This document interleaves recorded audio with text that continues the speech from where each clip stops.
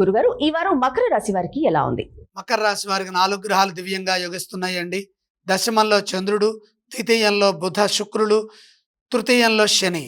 శుభప్రదమైన ఫలితాలు సాధిస్తారు. వ్యాపారంలో కలిసొస్తుంది. వ్యాపారంలో విశేషమైన ప్రతిభను కనబరిచే అవకాశం లభిస్తుంది. తగిన ప్రతిఫలం కూడా ఉంటుంది. నూతన విషయాలను తెలుసుకుంటారు.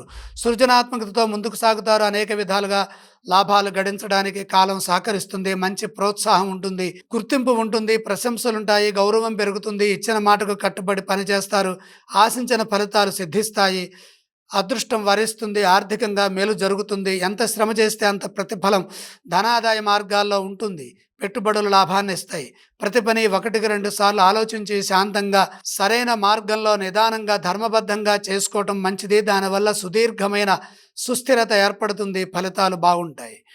భవిష్యత్తు బ్రహ్మాండంగా ఉండటం కోసమై అవసరమైతే ఆత్మీయులను సంప్రదించండి. మానసిక దృఢత్వంతో ముందుకు సాగడం అవసరం. పట్టుదలతో పనిచేయడం ద్వారా ఉద్యోగంలో కూడా మేలైన ఫలితాలు వస్తాయి. గందరగోళ స్థితిలో ఏ పని ఉద్యోగంలో చేయవద్దు. మంచి జరిగే విధంగా ముందుకు సాగండి. మీ నమ్మకం మిమ్మల్ని గెలిపిస్తుంది. సున్నితంగా శాంతంగా చిరునవ్వుతో సమాధానాలు ఇస్తూ విజయాలు సాధించండి. శాంతి లభిస్తుంది. మకర రాశి వారు ఏ స్తోత్రాలను పఠించాలి? మకర రాశి వారు సూర్య ధ్యానం చేయడం మంచిది. వారు ఏ ఆలయాన్ని సందర్శించాలి? అలాగే లక్ష్మీ మాతను దర్శించండి. మకర రాశి వారు ఎటువంటి దానాలు చేస్తే బాగుంటుంది? దానాలు అవసరం లేదు.